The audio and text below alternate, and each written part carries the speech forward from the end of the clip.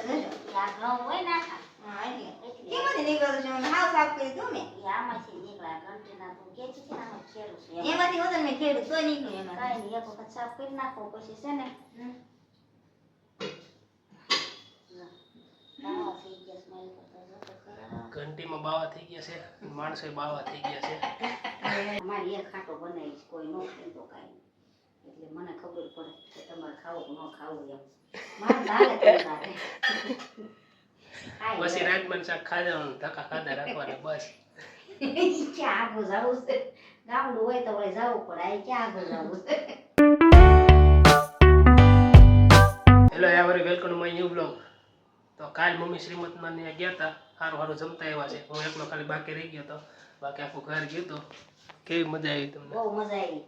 જમવામાં બરફી કેરીનો રસ અને કાજુનું શાક એવું બધું જમવામાં હતું પૂરી રોટલી એવું બધું બે જાતના શાક મમ્મી ને બપોરના ગયા હતા 3 વાગ્યા 3:30 વાગ્યાના આસપાસ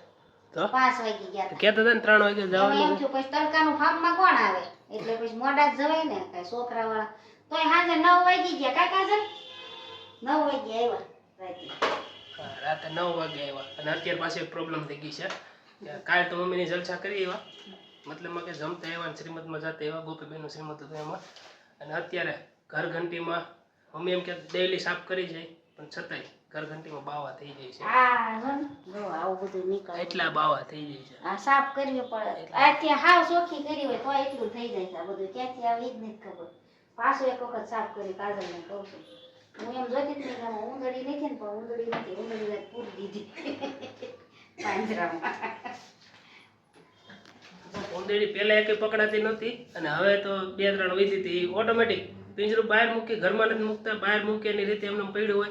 એમાં આવીને એની હાથાઈ પૂરાઈ જાય મતલબ રોટલી ખાવા ન્યા જાય છે આ એ બધું પડ્યું આ કઈ ખાતી નથી આવે પિંજરામાં ખાવાની પિંજરામાં પૂરાઈ જાય આમાં કટ થતું હતું ઘરની ગાડી હોય ને બેકા હાવ થઈ કેટલી સાફ કરી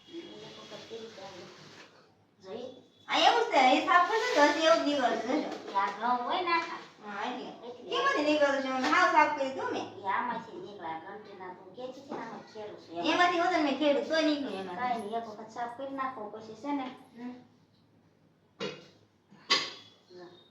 બાવા થઈ ગયા સ્માઈલ કરતા જો તો ખરા ઘંટીમાં બાવા થઈ ગયા છે માણસો બાવા થઈ ગયા છે ગરમી કારણ કે ગરમીના બધાને ગરમી જ થાય છે એના હિસાબે બાવા થઈ ગયા છે હું હાવ હાલત થઈ ગઈ છે હાવ બેકાર બેકાર નહીં બગડી ગયેલા છે પણ જમવાની મજા આવી ગઈ એટલે બધું ઇક્વલ થઈ ગયું દેવમાં ગયું તો કોણ ગયું તું એ તો ન્યા વાત અલગ છે અરે આ ન્યાય વાત છે અલગ છે ડબલ તડકા પડે છે અને જમવાનું બહુ બધું ખાઈ લીધું હતું સારું ખાઈ લીધું હતું એટલે કહું નવી વસ્તુ લઈ આવી છે આ વસ્તુ લઈ આવી છે રાજમા ખાવાના છે રાજમાં ખવાય ને આ પીળા કટલીનું શાક બનાવી ખાઈએ બહુ મીઠું છે પણ કોઠાને બહુ વાગ્યું છે મમ્મી તમારે ત્યાં નથી કાઢવા ઘંટી સવારમાં કાઢું છે ટાઈમ નથી આપણે એ આગળ સાફ થઈ જાય આની પેલા એક વખત મોલમાંથી હું રાજમા લઈ આવ્યો હતો તો એ મમ્મી બનાવ્યા હતા બેન મમ્મીએ મતલબમાં બહુ વધારે જ ખાઈ લેતા હતા પછી જે પ્રોબ્લેમ થઈ હતી એ અત્યારે બીજી વખત પાછા મમ્મી એક્સપિરિયન્સ કરે છે કે શું થાય છે નથી થતા આનું શાક બહુ મીઠું થાય છે એમ થાય. માણસો ન ખાવું હોય તો ખવાઈ જાય હા એ બી થાય છે એટલે આનું થોડુંક શાક તો ખાવું છે જે ખાવું હોય એ થાય ચોળીનું શાક થાય એની કરતાં થોડુંક મીઠું થાય એટલે રાજમાનું શાક ખાવાનું છે એટલે હવે મમ્મી રાજમાનું શાક બનાવે પછી પાછું કાલ પૂછવાનું છે કે કેવી હાલત રહી છે અમારી એક ખાટો બનાવીશ કોઈ નો ખાય તો કાંઈ એટલે મને ખબર પડે કે તમારે ખાવું કે ન ખાવું એમ મારે દાલે કરતા પછી રાજમાનું શાક ખાવાનું ધક્કા ખાધા રાખવાના બસ ક્યાં આગળ જવું છે ગામડું હોય તો વળી જવું પડે આ ક્યાં આગળ જવું છે ધક્કા ખાવા વાંધો નહીં કાલ હવે મમ્મી રાજમાનું શાક બનાવે પછી મમ્મીને ખબર પડે કેવું થાય છે વિડીયો પસંદ આવે તો લાઈક કરો ચેનલ સબસ્ક્રાઈબ કરો